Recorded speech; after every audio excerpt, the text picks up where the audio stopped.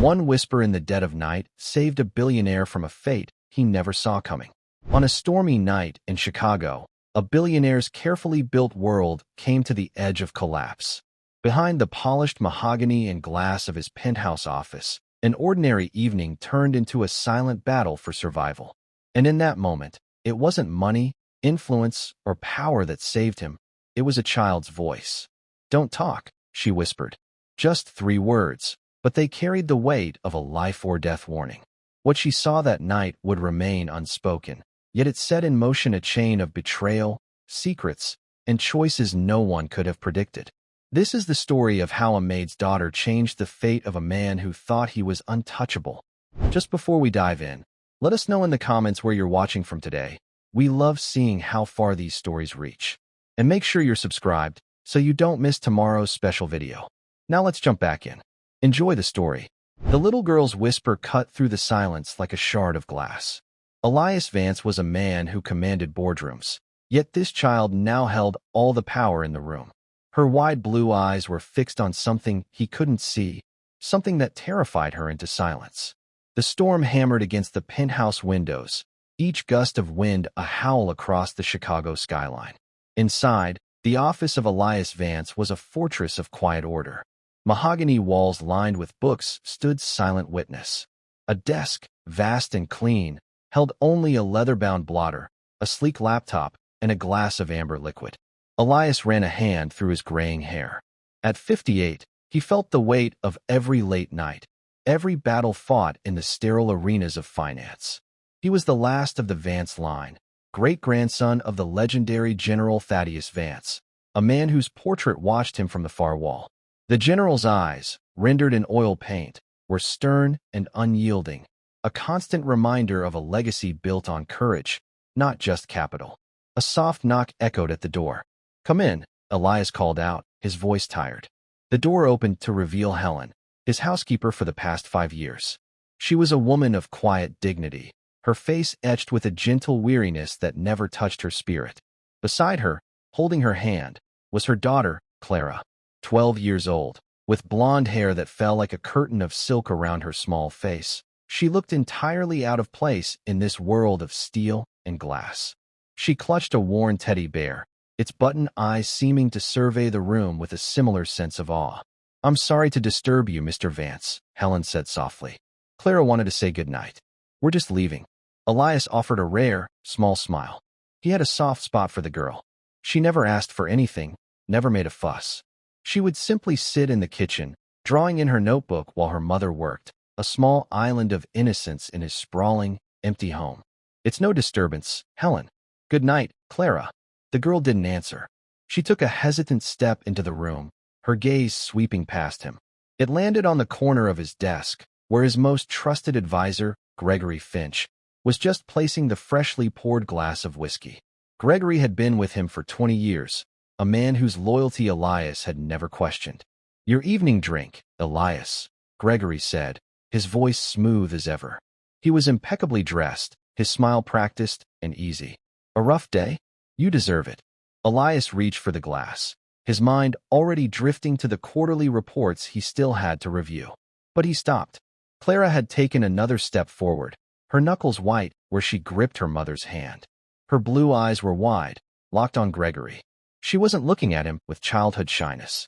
It was fear, pure, undiluted fear. "Clara, what is it?"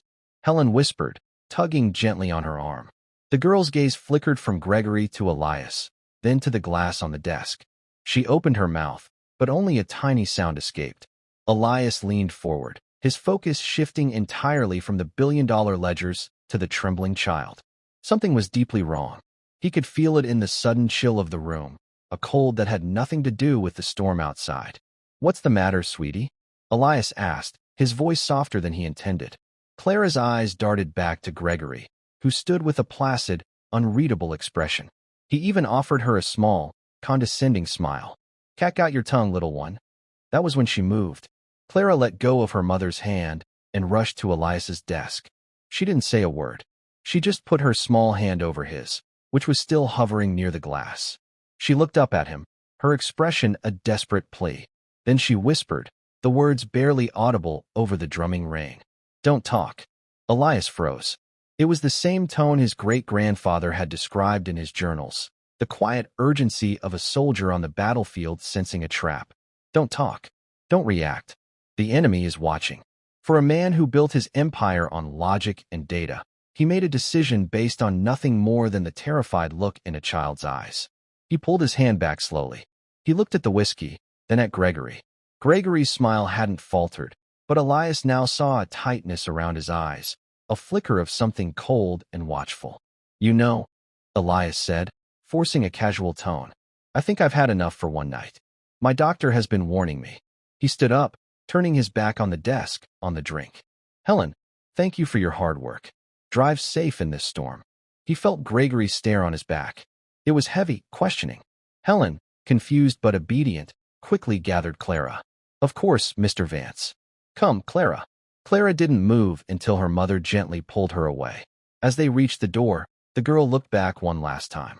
Her eyes met Elias's, and in them, he saw the confirmation of a danger he did not yet understand. He had just been saved. Saved by a 12-year-old girl who had seen something shocking, something so terrible it had stolen her voice. And in that moment, the billion-dollar fortune, the towering legacy, all of it felt fragile. His life had been held in the balance, and the one who tipped the scales was the maid's daughter. After Helen and Clara left, a thick silence settled over the office. Gregory finally broke it. A strange child, he commented, his voice carefully neutral. He picked up the untouched glass of whiskey. Ashamed to let this go to waste. Before he could move, Elias turned, his expression like stone. Leave it. The two words were quiet, but they landed with the force of a gavel. Gregory paused, his hand hovering over the glass. A flicker of surprise, or perhaps something else, crossed his features before being smoothed away. Of course, Elias. As you wish. I'll see myself out. Elias didn't watch him go. He listened to the soft click of the door closing, the silence rushing back in to fill the space. His heart was hammering against his ribs. He walked to the desk and stared at the glass. The amber liquid swirled gently, catching the light from his desk lamp. It looked perfect, innocent. Yet Clara's terror had been real. Children don't fake that kind of fear. He remembered the way she had looked at Gregory. Not at his face, but at his hands, just after he'd set the glass down. Elias's mind raced. Gregory had been with him since the beginning. He knew every deal, every secret, every weakness. The idea of betrayal from him was unthinkable, like a limb turning against the body. But doubt, once planted, grew with frightening speed. Elias carefully picked up the glass, using a handkerchief from his pocket. He walked over to a large potted ficus plant by the window. Without a moment's hesitation, he poured the entire contents of the glass into the soil. He felt foolish, like a man seeing ghosts in the shadows. But he would rather be a fool than be dead. He trusted the general's blood in his veins, and that blood was screaming that he had just dodged a bullet. He stood there for a long time, watching the rain trace paths down the glass. He thought of Clara. A little girl with a worn teddy bear had shown more courage than half the men on his board. She hadn't screamed or pointed. She had been clever. She had understood, on some primal level, that a direct accusation would have been a disaster.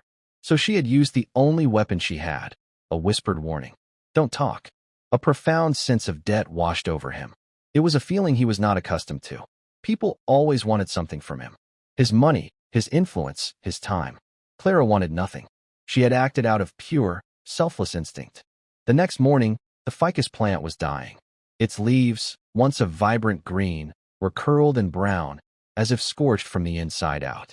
Elias stared at it, a cold dread seeping into his bones. The proof was undeniable. The whiskey had been poisoned. The thought was so staggering it almost buckled his knees. Gregory, his friend, his confidant, for 20 years. Why? His first instinct was to call security, to have Gregory arrested, to unleash the full force of his power. But he stopped himself. This wasn't a simple business problem. It was a deep, personal betrayal. A clumsy move could be disastrous. Gregory was smart. He would have covered his tracks. An open accusation without irrefutable proof would be dismissed as the paranoia of an aging tycoon. Gregory could play the victim, turn the board against him. No, this required a different strategy. A strategy the general would have appreciated. Observation, patience, and the quiet gathering of strength. First, he had to see to the girl. He found Helen in the main kitchen, polishing silver with methodical strokes. Clara was at the small wooden table in the corner, her sketchbook open, but her pencil was still. She was just staring at the page, her expression distant. She looked smaller today, more fragile. The bravery of the night before had taken its toll. Elias approached quietly. Helen. Clara. Helen stood immediately, wiping her hands on her apron. Mr. Vance. Is everything all right? Her eyes were filled with a mother's worry. She knew something had happened, even if she didn't know what.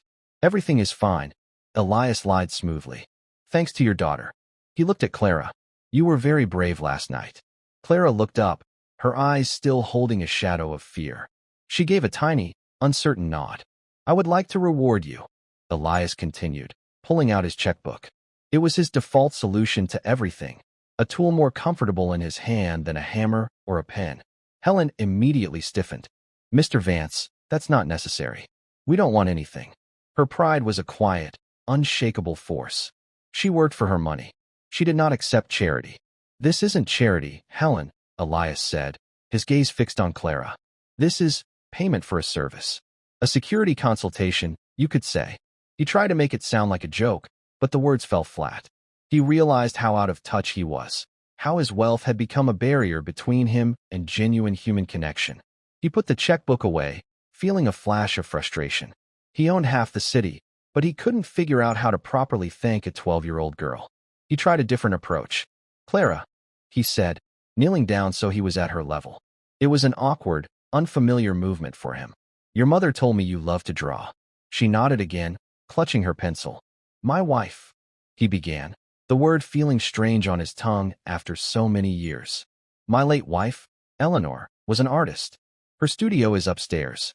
It hasn't been touched since she passed. He hadn't been in that room in over a decade. The memory was too sharp. It has the best supplies. Canvases, paints, charcoals of every kind. I think she would have wanted someone to use them. Someone with a real gift. Clara's eyes lit up. It was the first spark of life he had seen in her since last night. A flicker of hope and excitement that pushed back the fear. Helen looked torn. Sir, I couldn't allow. It is not for you to allow or disallow, Elias said, his tone softening. It's a gift, from one artist to another. Please, let me do this. He saw the conflict in Helen's face, the pride warring with the love for her daughter. The loved one. She gave a slow, reluctant nod. Thank you, Mr. Vance. Thank Clara, he replied, standing up. She's the one who deserves it. As he walked away, he felt a strange sense of accomplishment that no corporate merger had ever given him. He had connected, just for a moment. And in doing so, he had forged an alliance. He needed them. And he realized, with a sudden, startling clarity, that he would protect that little girl and her mother with every resource he had. Gregory Finch had not just tried to kill a billionaire. He had threatened a little girl. And for that, there would be a reckoning.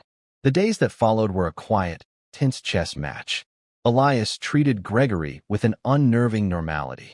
They discussed portfolios, analyzed market trends, and planned future acquisitions. On the surface, nothing had changed. But beneath the calm, Elias was watching. He dissected every word, every gesture, searching for the crack in the facade. Gregory was a master of deception. He was calm, professional, and attentive, the very model of a loyal deputy. There was no hint of the poison he had held in his hand. Elias began his own covert investigation. He hired a private security firm, one so discreet they were practically ghosts, to look into Gregory's life. He wanted to know everything. His finances, his associates, his habits. It felt like a betrayal to spy on a man he'd called a friend, but the image of the dying ficus plant burned away any guilt. Meanwhile, a new routine formed in the penthouse. Every afternoon, after her schoolwork was done, Clara would go to the dusty, sunlit studio on the top floor. The room was just as Eleanor had left it. A half-finished painting sat on an easel, a ghostly landscape of the sea. Jars of brushes stood like soldiers on a wooden cart, and the air still held the faint, pleasant scent of turpentine and oil paint. Elias found himself drawn to the studio. He would stand in the doorway, watching as Clara, lost in her own world, filled sketchbooks with a ferocious passion. She drew the city skyline from the window, the birds that landed on the balcony, the worn face of her teddy bear. Her drawings were full of life and detail, far beyond her years. He saw his wife's same intense focus in her, the same way she would bite her lip when concentrating on a difficult line. One afternoon, he stepped into the room. Clara looked up, startled, a smudge of charcoal on her cheek. "Don't let me interrupt," he said. I haven't been in here for a long time." He walked over to the unfinished painting on the easel. It was a seascape of the coast of Maine, where he and Eleanor had spent their last summer together. He touched the rough canvas, a wave of grief washing over him, so fresh it felt like it was yesterday. "It's beautiful," Clara whispered from behind him. "She loved the ocean," Elias said, his voice thick with emotion. "She said it was honest. It never pretended to be calm when a storm was coming." He turned to face her. "Much like you." Clara blushed and looked down at her sketchbook. "You have a real talent, Clara," he told her. "A gift. You see things other people miss." It was the truest thing he had ever said. She had seen the malice in Gregory that he, in his blind trust, had missed for 20 years. Their friendship deepened in the quiet of the studio. He would tell her stories about his great-grandfather, General Vance. He showed her the General's Medal of Honor, which he kept in a glass case in his study. "They say he was fearless," Elias told her. But in his journals, he wrote that he was afraid every single day. He said real courage wasn't about not being afraid. It was about doing what was right even when you were terrified. He looked at her, and she looked back, her blue eyes understanding. "Like telling you not to talk." "Exactly like that," Elias said, a lump forming in his throat. While this fragile bond was forming, the security report on Gregory arrived. It was delivered in a plain manila envelope by a man who looked like he could blend into a shadow. Elias read it in the locked confines of his study. The findings were unsettling. For years, Gregory had been siphoning small, almost untraceable amounts of money from secondary accounts. It was masterful, death by 1,000 cuts. But it wasn't enough to explain attempted murder. The sums were large, but not life-changing for a man in his position. There had to be something more. The report also detailed a series of discreet meetings Gregory had been having with a rival corporation, a ruthless conglomerate known for hostile takeovers. They were led by a man named Marcus Thorne, a corporate predator Elias had bested in a bitter deal years ago. Thorne was not a man who forgot a grudge. The pieces began to click into place. Gregory wasn't just stealing. He was a saboteur. He was weakening Vance Industries from the inside, preparing it for Thorne to swoop in and pick the carcass clean. Killing Elias would be the final move, creating a power vacuum and sending the company into chaos. Gregory would be rewarded handsomely by Thorne. The motive was clear now: greed and revenge. It was a story as old as time, but knowing it didn't make the betrayal any less painful. This was the man who had been best man at his wedding, the man who had offered a shoulder to cry on when Eleanor died. The whole friendship had been a lie, a long, patient con. The knowledge settled in his gut like a stone. He had to act. But how? Thorne was powerful, and Gregory was embedded deep within his life. A direct confrontation was still too risky. He needed leverage. He needed one more piece of evidence, something so damning that they couldn't possibly escape it. His thoughts were interrupted by a frantic knock on his study door. It was Helen, her face pale with panic. "Mr. Vance. It's Clara. She's gone." Elias's blood ran cold. "What do you mean, gone?" "She was playing on the balcony outside the studio. I just went to check on her, and she wasn't there. The door to the service stairs is open." A cold, primal fear seized Elias, worse than anything he had felt the night of the poisoning. Gregory. It had to be Gregory. He had seen Elias's growing closeness to the girl. He must have seen her as a loose end, the only witness. Elias bolted from the room, shouting for his head of personal security into his phone. He raced towards the service stairs, his mind a maelstrom of terror. He had let this happen. He had been so focused on the business, on the game of corporate espionage, that he had forgotten what was truly at stake. He had promised to protect her, and he had failed. The weight of that failure was heavier than his entire fortune. The service stairwell was cold and dimly lit, a concrete spine running down the core of the skyscraper. The air was still, amplifying the frantic thud of Elias's shoes as he descended. He shouted Clara's name, the sound swallowed by the echoing emptiness. He was followed by two of his security men, their faces grim, their movements swift and professional. "Check every floor," Elias commanded, his voice raw. Seal the building. No one gets in or out without my authorization. Find her. His mind was a torrent of worst-case scenarios. Gregory was clever. He wouldn't have done this himself. He would have hired someone, a professional who could snatch a child from a secure penthouse balcony and disappear into the city's labyrinth. The thought of Clara, small and terrified, in the hands of a stranger made him physically ill.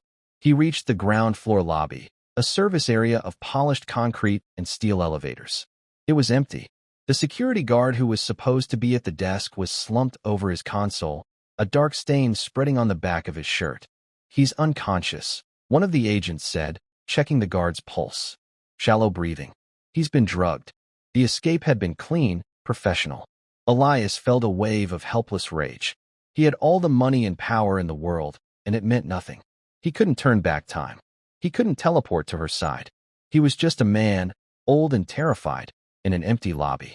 His phone buzzed. It was an unknown number. He answered, his hand trembling.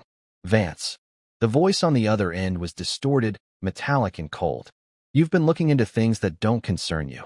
A foolish, sentimental old man. You should have just taken the drink.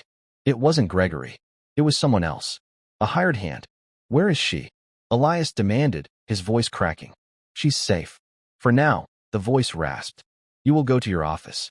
You will transfer full controlling interest of Vance Industries to the holding company I'm about to text you. You will do it immediately. If you call the police, if you try anything clever, the girl dies. Do you understand? Let me speak to her, Elias pleaded. That's not part of the deal. You have 1 hour. The line went dead. A text message appeared moments later with a string of account numbers and corporate registrations. It was a ghost corporation, a shell, but Elias knew instinctively it would lead back to Marcus Thorne. This was the endgame. Gregory and Thorne weren't just planning a takeover. They were executing it. He stood frozen, the phone feeling like a block of ice in his hand. His company, his family's legacy, built over a century. Everything his great-grandfather, his grandfather, and his father had worked for. He was being asked to sign it all away to save the life of his housekeeper's daughter. There was no choice. Not really. He thought of Clara in the art studio, a smudge of charcoal on her cheek, her eyes bright with creation. He thought of her small hand on his, her whispered warning. She had saved his life without a moment's hesitation. How could he do any less for her?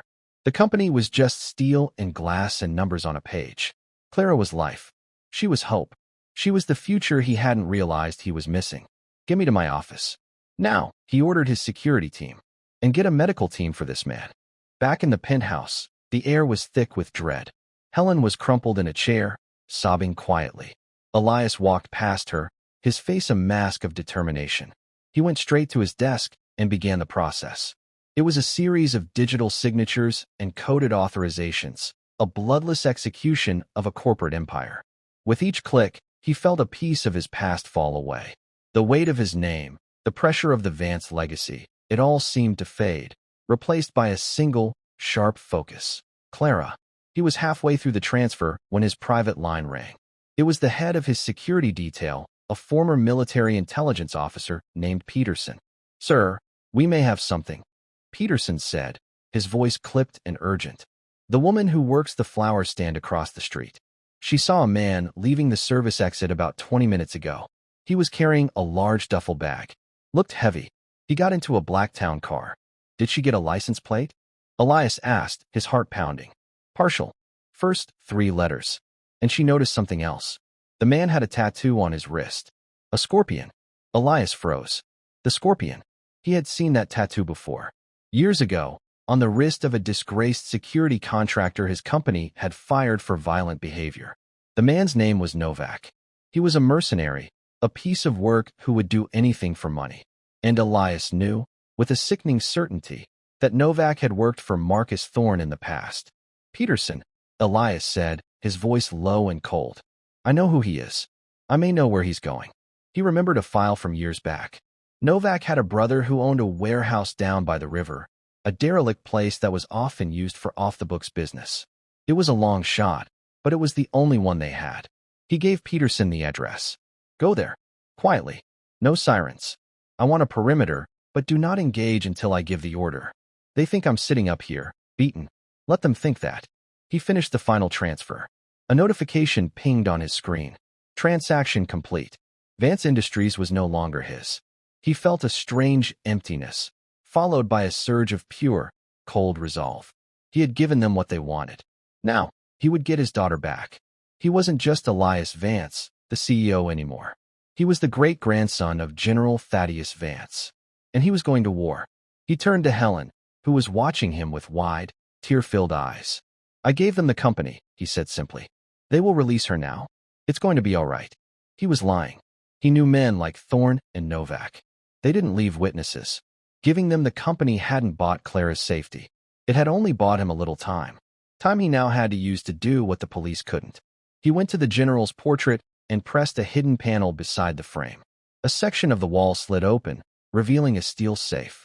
Inside, nestled in velvet, was an old, heavy Colt M1911 pistol. It was his great-grandfather's service weapon from the war. Elias hadn't touched it in 30 years. His hand was steady as he picked it up. The steel was cold and solid, a piece of history, a promise. He looked up at the general's painted eyes. Time to do what's right, he whispered. Even when you're terrified. The warehouse district by the river was a forgotten part of the city. Rusting brick buildings stood like skeletons against the gray, overcast sky. Rain had started to fall again, a cold, persistent drizzle that slicked the cracked asphalt. Elias, hidden in the back of an unmarked van a block away from the Target warehouse, watched the building through a pair of binoculars. Peterson sat beside him, a tactical map glowing on a tablet in his lap. We have teams covering all exits, Peterson reported in a low voice. Thermal scans showed 2 heat signatures on the second floor. One large, one small and stationary. Clara. A knot of ice formed in Elias's stomach. Have they called? Elias asked. No, sir. The transfer went through 20 minutes ago. They should have released her by now. It was as Elias feared. They weren't going to let her go. They were tying up loose ends. He felt a surge of cold fury. He had played by their rules, and they had betrayed him. We're not waiting for a call, Elias said, his voice hard. He checked the old pistol tucked into the waistband at the small of his back. It felt heavy and alien. We're going in. Sir, that's not advisable, Peterson began. Let my team handle this. It's what we're trained for. She saved my life, Peterson. I'm not going to sit in a van while other men fight to save hers. I'm going in with you. His tone left no room for argument. He wasn't asking. He was the great-grandson of a general, and this was his battlefield. The team moved with silent, ghostly efficiency. They breached a side door, flowing into the cavernous ground floor of the warehouse. It was a maze of dusty crates and abandoned machinery. The only sounds were the dripping of water from the leaky roof and the whisper of their own movements. They ascended a set of rusted metal stairs, their weapons raised. As they reached the second-floor landing, they heard voices. One was the cold, metallic rasp from the phone call, Novak. The other was smooth and familiar, dripping with arrogance. Gregory Finch. The transfer is complete, Gregory was saying. Thorne has the company. It's over. Not quite, Novak's voice replied. What about the girl? She's a witness. Elias peeked around the corner. He could see them now. They were in a small, makeshift office. Gregory was pacing, a nervous energy about him. Novak, a burly man with a shaved head and the scorpion tattoo stark against his skin, stood with his back to a small, closed door. Clara was behind that door. Leave her, Gregory said, waving a dismissive hand. She's a child, a maid's daughter. Who's going to believe her? We just let her go somewhere in the city. She'll be too scared to say anything. Gregory, for all his treachery, still had a line he was unwilling to cross. He was a thief and a traitor, but not a murderer of children. Novak laughed, a harsh, ugly sound. That's not how Thorne operates. He doesn't leave loose ends. He's paying me to be thorough. He started to turn towards the door where Clara was being held. That's when Elias moved. He stepped out from behind the corner. That's far enough, Novak. Both men spun around, their eyes wide with shock. Novak reacted instantly, his hand reaching for a gun on his hip. But Elias was faster. He already had the general's old Colt in his hand, aimed squarely at Novak's chest. Elias, Gregory gasped, his face draining of all color. How? You underestimated the maid's daughter, Gregory, Elias said, his voice steady, betraying none of the fear that was coursing through him. And you underestimated me. Peterson's team swarmed into the room from every angle, their weapons all trained on Novak. The mercenary froze, his hand hovering over his gun. He was outnumbered and outmaneuvered. He sneered. You think you've won, old man? Thorn will crush you. He has your company. He has a collection of worthless digital files, Elias replied, a grim smile touching his lips. I initiated a failsafe the moment the transfer was complete. A scorched earth protocol. Every patent, every proprietary algorithm, every sensitive client file erased. He bought an empty shell. It will take him years to even figure out how much he's lost. Gregory stared at him, his mouth agape. You destroyed it? You destroyed your own company? The Vance legacy. A legacy isn't a stock price, Gregory, Elias said, his eyes hard as flint. It's about honor. Courage. Something you know nothing about. You tried to poison me. You kidnapped a child. You dishonored a friendship I valued. The weight of his failure crashed down on Gregory. He stumbled back, collapsing into a chair, a broken man. Novak, however, was a cornered animal. With a sudden roar, he lunged, not at Elias, but towards the door to the room where Clara was. He was going to take a hostage. He never made it. Elias didn't hesitate. He pulled the trigger. The roar of the old pistol was deafening in the enclosed space. Novak crumpled to the floor, clutching a bleeding shoulder, screaming in pain. It was over. Peterson's team secured Novak and took a weeping Gregory into custody. Elias rushed to the door and threw it open. Clara was sitting on a small cot, her knees pulled to her chest, her worn teddy bear clutched tightly. She looked up, her eyes wide and terrified. When she saw him, her face crumpled, and she began to sob, tears of relief and fear pouring down her cheeks. Elias knelt in front of her, his own eyes burning. He gently took the teddy bear from her and set it aside. Then he wrapped his arms around her, holding her small, trembling body close. It's over, he whispered into her hair. You're safe now. I'm so sorry. I'm so sorry. She clung to him, her small hands gripping the back of his expensive suit jacket. In the cold, dusty warehouse, surrounded by the wreckage of his corporate life, Elias Vance held the only thing that mattered. He had lost his company, but he had saved the girl. And in that moment, he felt richer than he ever had before. He finally understood what the general had meant. Courage wasn't the absence of fear. It was about what you chose to protect. The ride back to the penthouse was a blur of flashing police lights and the steady rhythm of the limousine's wipers fighting against the rain. Clara had fallen into an exhausted sleep in the back seat, her head resting on her mother's lap. Helen stared out the window, her expression a mixture of shock and profound gratitude, her hand never ceasing its gentle stroking of her daughter's blonde hair.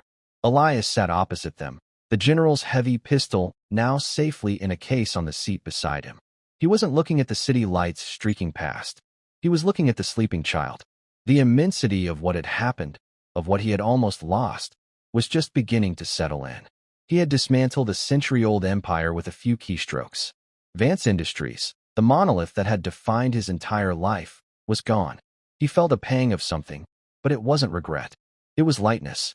The crushing weight of his legacy, the constant pressure to be his father, his grandfather, his great-grandfather, it had vanished. All that remained was the quiet, fierce instinct to protect the two people in the car with him. When they arrived, the penthouse staff was in a state of controlled panic. News traveled fast in a building like this. Elias dismissed them all with a quiet word, assuring them that everyone was safe. He carried a still-sleeping Clara from the car himself, her small weight a comfort in his arms. He took her not to her mother's modest staff quarters, but to one of the grand guest suites, a room with a vast, soft bed and a window that overlooked the entire city. Helen followed, her eyes wide. Sir, this is too much. Nothing is too much, Elias said, his voice leaving no room for protest. This is her home now. Both of you. He laid Clara gently on the bed and pulled a thick down comforter over her. For a long moment, he simply stood there, watching the gentle rise and fall of her chest. He was a man who had commanded boardrooms with an iron will, who had moved markets with a single phone call, but he had never felt a sense of purpose so profound as he did in that moment. He finally turned to Helen. The woman's composure, which had held firm through the entire ordeal, was beginning to crumble. Her shoulders shook with suppressed sobs. He was going to kill her, she whispered, her voice choked. That man, he was going to kill my baby. Elias placed a gentle hand on her arm. But he didn't. And he never will. I have the finest security in the country.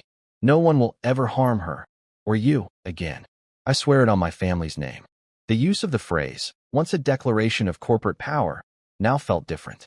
It was a personal oath. A sacred promise. The next few days were a whirlwind of legal activity. Elias was debriefed by detectives, his lawyers working around the clock. Gregory Finch, stripped of his bespoke suits and confident smirk, had confessed to everything. He detailed the entire conspiracy, how Marcus Thorne had preyed on his gambling debts and his resentment of living in Elias's shadow, turning him into a corporate spy. The poison had been Thorne's idea, a way to make the takeover swift and absolute. Novak, the hired muscle, was less cooperative, but the evidence against him was overwhelming. The business world was in an uproar. The news that Vance Industries had been intentionally gutted by its own CEO was a scandal of unprecedented scale. The stock, now worthless, was delisted. Pundits on financial news channels called him a madman, a senile old fool who had destroyed a great American institution out of spite. His board of directors, the men he had once commanded, tried to have him declared mentally incompetent. Elias met with them one last time in the now-defunct company boardroom. They were furious, their faces red with indignation and lost wealth. "Have you any idea what you've done, Elias?" demanded one of them, a man named Henderson who had known him for 30 years. "You've wiped out billions of dollars. Pensions, livelihoods." Elias stood at the head of the vast mahogany table, his expression calm. "I am aware of the financial consequences," he said, his voice even. "I have already established a fund for my personal, non-corporate assets to ensure that every employee of Vance Industries receives their full pension and a generous severance.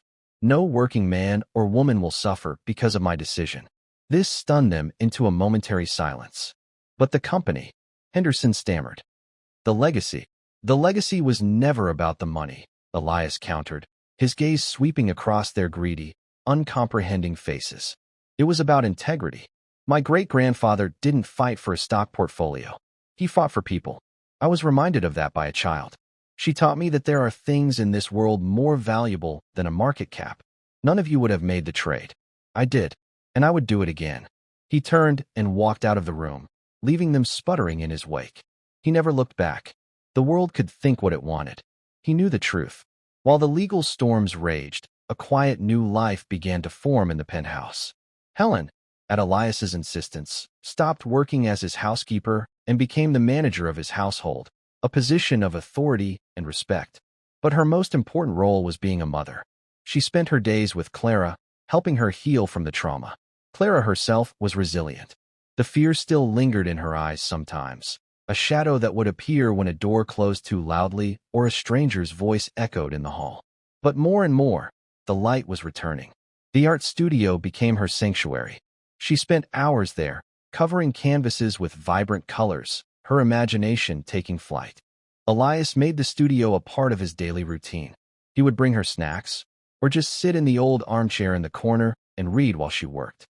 He learned about her dreams. She wanted to be an artist, to travel the world and paint the sea, just like his Eleanor.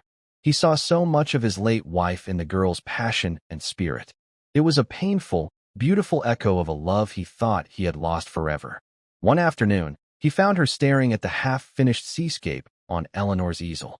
"It makes me sad," Clara said quietly, "that she didn't get to finish it." "Me too," Elias admitted, his voice soft. He came to stand beside her. "I never knew what to do with it.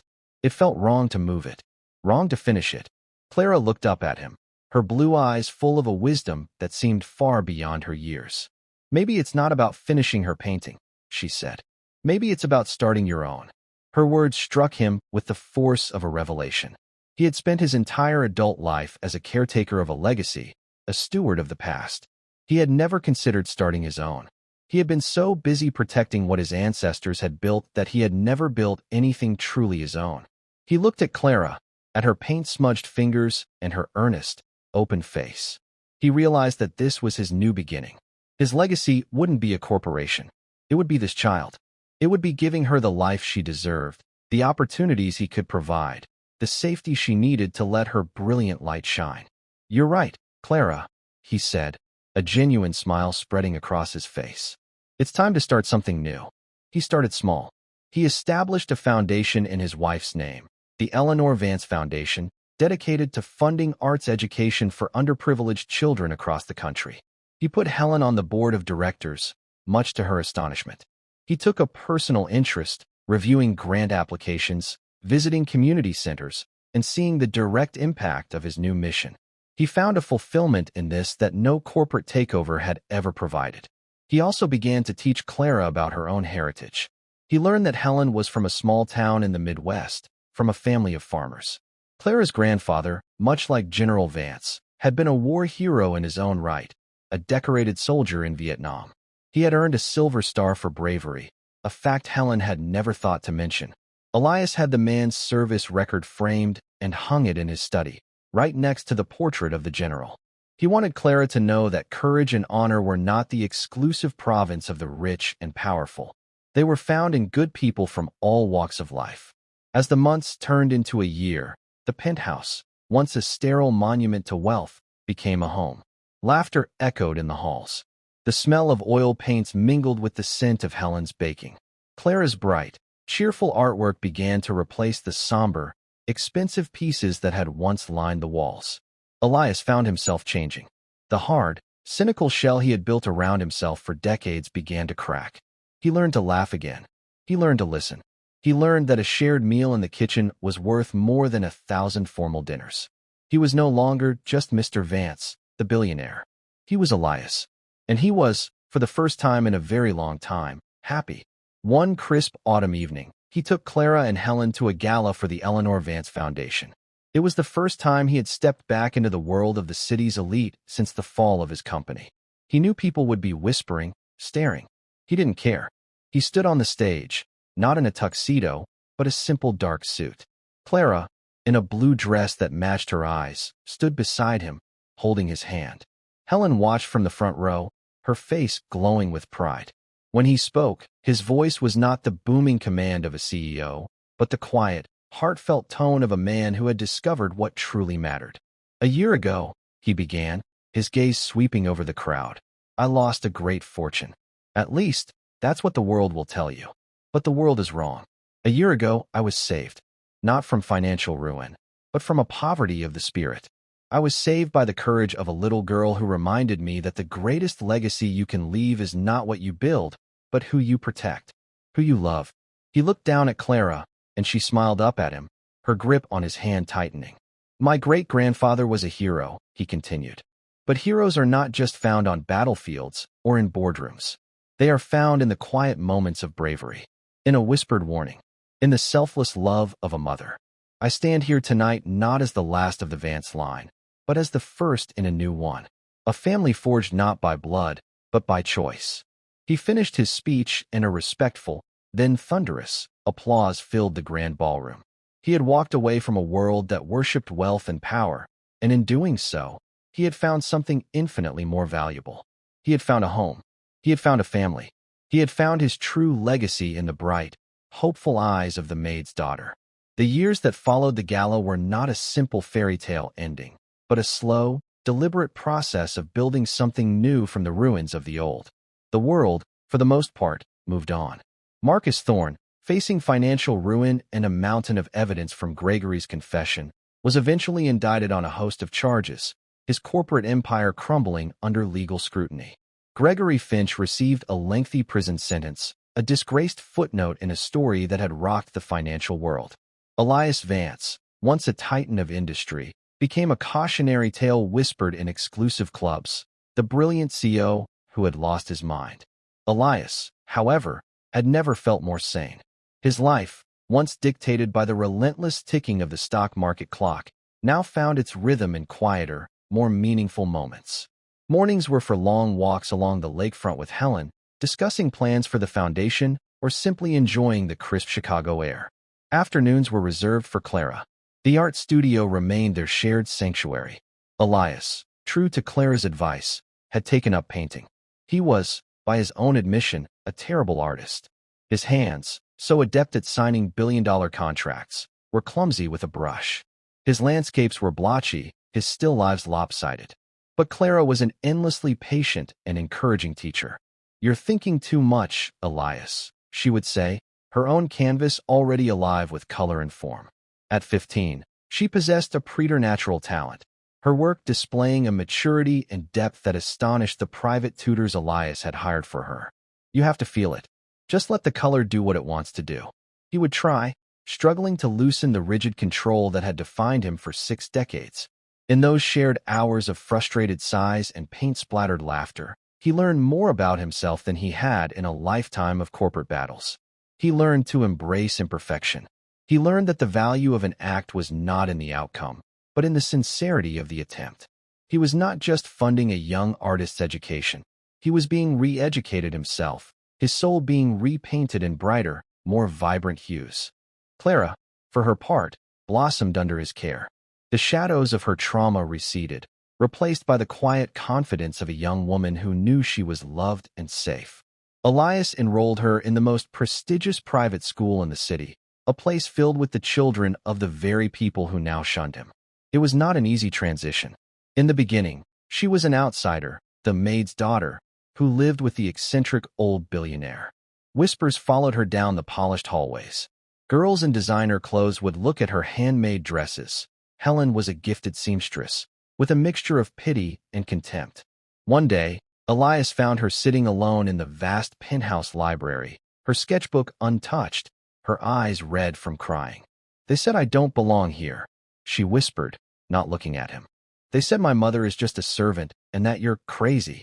Elias sat beside her, the anger that rose in him a cold, protective fire. He wanted to call the school's headmaster, to unleash the kind of financial and social pressure that could ruin careers. But he stopped. That was the old Elias. The new Elias knew that fighting battles for Clara wouldn't make her stronger. Teaching her to fight her own was what mattered. He took her hand. "Clara," he said gently, "do you remember the stories of my great-grandfather?" She nodded. When he was a young lieutenant, the other officers, all from wealthy, established families, looked down on him. He was the son of a blacksmith. They said he didn't belong. They said he was common. He paused, making sure she was listening. "So, you know what he did? He didn't try to be like them. He didn't try to hide who he was. He just worked harder than all of them. He was smarter, braver, and a better leader of men. By the end of the war, he was a general, and they were all saluting him. He proved them wrong not with words, but with his character." He squeezed her hand. "Your talent is your character. Your kindness is your character. Who your mother is, and the good, honest work she does, is part of your character. Never be ashamed of it. Let them whisper. You, Clara, are going to show them what a Vance truly is. Not by birth, but by spirit." From that day on, something shifted in Clara. She walked into school with her head held high. When a classmate made a snide remark about her background, she simply looked them in the eye and said, "Yes, my mother was a housekeeper. She's the most honorable person I know. And now she sits on the board of a foundation that helps more people than your father's hedge fund ever will." Her art became her voice. When the school held its annual art exhibition, her paintings were the centerpiece. She had a raw, emotional style that was impossible to ignore. Her portraits captured the hidden sadness in a person's eyes. Her cityscapes vibrated with a lonely, beautiful energy. She won every award, and the whispers of the other students turned from scorn to awe. She hadn't just proven she belonged, she had set a new standard. Helen, too, carved out her own place in this new world. Managing the household staff of a billionaire was a daunting task, but she did it with the same quiet dignity and efficiency she had applied to polishing silver. She commanded respect not through intimidation, but through fairness and a deep, intuitive understanding of people. Her work on the foundation's board was even more transformative. At first, she was intimidated, a lone woman without a college degree sitting in a room full of lawyers and financial advisors. She rarely spoke, listening intently, learning the strange new language of endowments and grant proposals. Elias never pushed her. He simply made sure she had all the information, that her opinions were solicited, that she was treated as an equal. Her breakthrough came during a debate over funding a controversial arts program in a rough neighborhood. The other board members were hesitant, citing risks and low potential for a return on investment. Helen finally spoke, her voice quiet but firm. "You're talking about these children as if they're a stock to be analyzed," she said, her gaze steady. "I grew up in a place like that. Art wasn't a luxury. It was a lifeline. It was the only thing that gave some kids a reason to hope, a way to imagine a life beyond the one they were stuck in. The return on investment is a child who decides to pick up a paintbrush instead of a weapon. How can you put a price on that?" Her simple, powerful honesty cut through all the jargon. The program was funded unanimously. From then on, Helen was the moral compass of the foundation, the voice that reminded them all of their true purpose. As the years passed, the three of them, Elias, Helen, and Clara, coalesced into a true family. They celebrated birthdays and holidays together, creating new traditions. They supported each other through sickness and sorrow. Elias's health began to decline with age, his steps growing slower, but his spirit remained bright, fueled by the love that surrounded him. He was no longer the lonely king in his glass tower, but a patriarch, a grandfather, a mentor. When Clara turned 18, she had her first professional gallery show. The art world was buzzing. Critics lauded her as the most exciting young painter in a generation. The gallery was packed on opening night. Elias, leaning on a handsome wooden cane, a gift from Clara, stood beside Helen in the crowd, his heart swelling with a pride so immense it almost hurt. He watched as Clara, now a poised and beautiful young woman, moved through the room, discussing her work with an easy grace.